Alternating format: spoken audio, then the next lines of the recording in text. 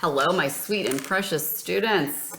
Algebra 1, lesson 42. Today we're going to be talking about multivariable equations and solving those. I like to call them literal equations, although literal equations usually have only variables, and these are going to have variables and numbers.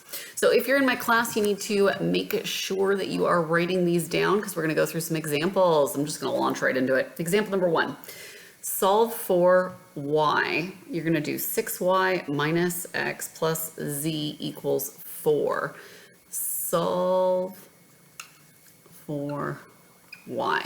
Okay, so what we want to do is we want to get the chunk with the variable that we're solving for all by itself. And when I say chunk, I mean chunks broken up by addition, subtraction, and the equal sign. 1, 2, 3, 4 chunks.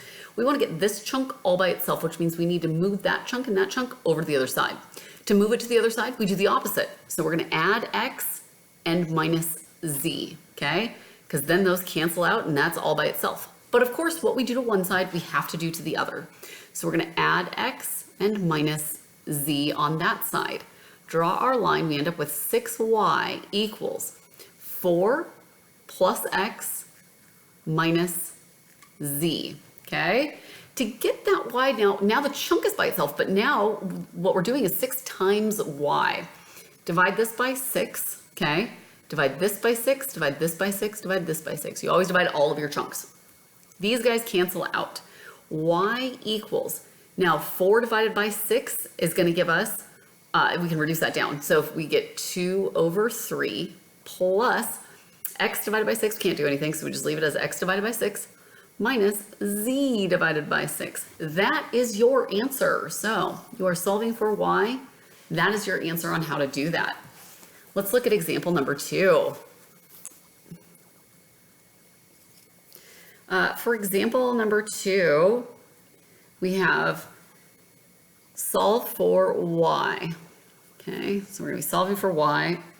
4x, you can either I circle y, I put it usually at the end and circle it so that I remember what I'm looking for. But 4x minus 2y plus 2 equals y minus 4. Solve for y. Okay, so in this case, we have 1, 2, 3, 4, 5 chunks, but we have some chunks that we can combine. In the previous problem, none of those were like terms, but we can totally combine some of these guys.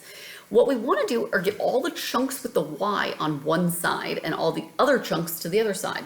Well, what we can do is start by, let's at least get rid of these 2. So what I want to do is move that 2 over to the other side so it's out of the way. Cancel that out, but what I do to one side, I minused it from here. What I do to one side, I have to do to the other. So now I have 4x minus 2y equals y, and a negative 4 and negative 2 gives us negative 6. Now, I see that this y here can be combined with this y over here, so I'm going to go ahead and do that. Minus y, because if I minus it from this side, that cancels out, right? So, but what I do to one side, I have to do to the other.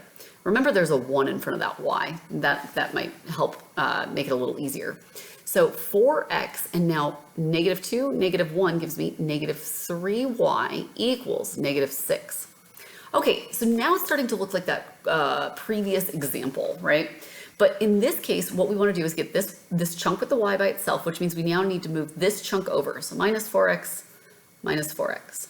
All right, these guys cancel out, and I'm left with, don't forget your sign here, it's negative 3y equals negative 6 minus 4x. Negative 6 minus 4x. Now I'm going to tell you this is kind of like the equation of a line, y equals mx plus b. I actually prefer putting my chunks with my variables first. So negative 4x, and then this is a negative, right? So minus 6. I like that method a little bit better. The other way was fine. You just, you're going to have to do some adjusting when we get into lines.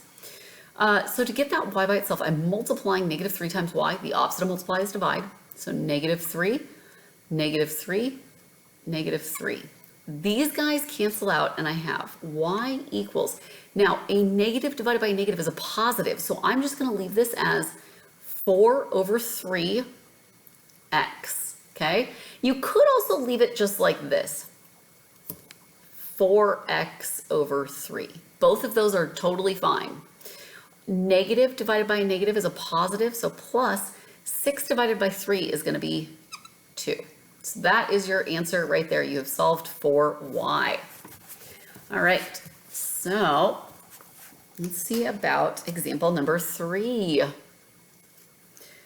So we're going to do 4p plus 2a minus 5 equals 6a plus p. We're solving for p here. All right, guys, so what we're going to do is we want to combine the groups of the like terms, right? We want to get the chunk with the p by itself, which means we need to move these two chunks over to the other side and move this one over to here. Let's start by just doing that. Minus p, because then they cancel out, but what you do to one side, you got to do to the other. If it helps, you can write a 1 here. So 4 minus 1 gives me 3p. Bring everything else down. 2a minus 5 equals 6a. Bam! We want to get this chunk with the p by itself, so we're going to move these two chunks to the other side. Minus 2a plus 5. Do you see how that's the opposite of each of those? So minus 2a plus 5. If we've done this correctly, these will cancel out. Sure do. Sure do.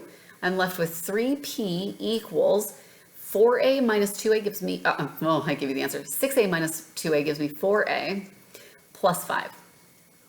All right, now we are multiplying 3 times p, the opposite of multiply, divide. If we do that, these cancel out and p is all by itself, and that's the whole idea. But what I do to one side, I must do to the other. Now, you can do divide by 3, divide by 3.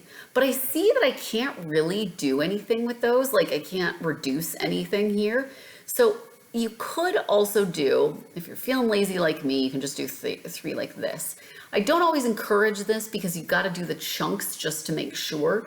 But if you can't do anything with the chunks, then just leave it like this. So p equals 4 over a plus 5, I'm sorry, 4a plus 5 over 3. This would be your answer. And the way that I'm doing everything, guys, this is how you need to be showing your work as well. All right, so for example number 4,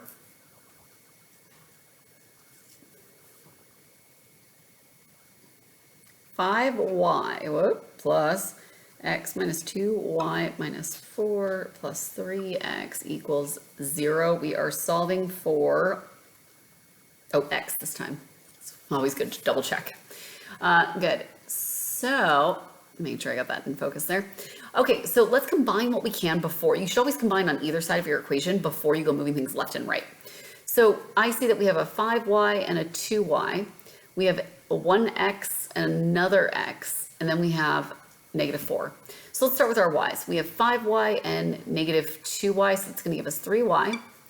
We have 1x and 3x, so that's going to give us plus 4x, and then minus 4 equals 0. We're solving for x here, so we want to get this chunk and this chunk over to the other side. So I'm going to minus 3y and plus 4. Cancel out, cancel out. What I do to one side, minus 3y plus 4 over here. So now what I have left is 4x equals negative 3y plus 4. Now, again, I could do divide by 4 because we're multiplying here and the opposite of multiply is divide. Divide by 4. I could do it all the way across here, but you see that chunk on the end. I'll be able to simplify. Words are hard. Simplify this guy here. So I don't want to just do it all across them all. So these guys cancel out, and I'm left with x equals negative 3y over 4 plus 4 divided by 4 is 1. So this is a better answer. Okay? All right, so that was example number 4. No, we got another one. Example number 5.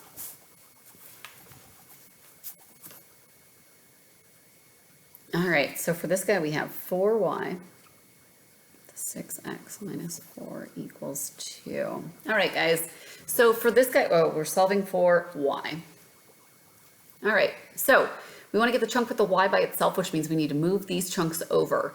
And it looks like I can combine those. So I'm just going to start by doing that. Plus 4 plus 4. These guys cancel out because of negative 4 and positive 4. I'm left with 4y plus 6x equals 2 and 4 gives me 6. Again, we're solving for y, so we're going to want to move this chunk over. Minus 6x minus 6x. These guys cancel out. 4y equals, I'm going to put the chunk with the variable first, so negative 6x, and because this is a positive 6, we're going to do plus 6. All right, finally I have that chunk by itself, 4y. Now, I'm multiplying 4 times y, the opposite of multiply, divide. If I do that, that goes away. But what I do to one side, I have to do to all of the chunks on the other side, just like that.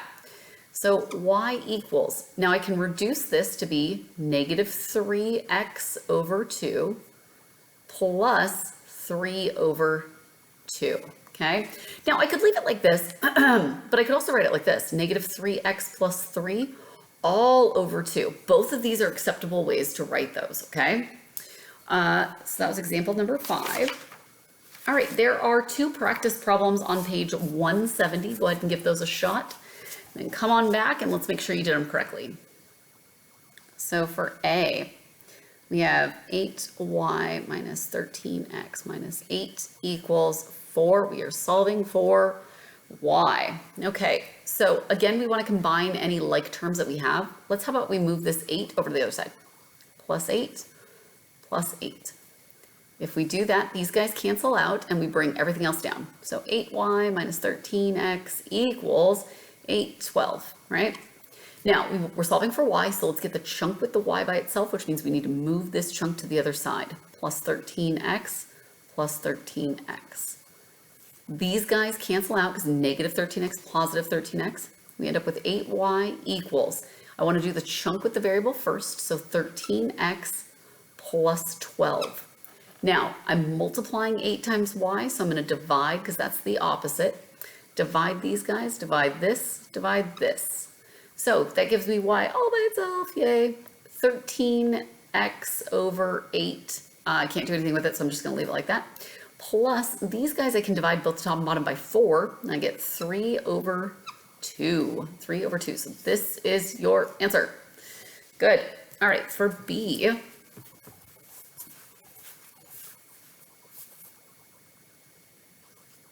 we have 8p plus 3w equals w minus 15 minus 2p. We are solving for p.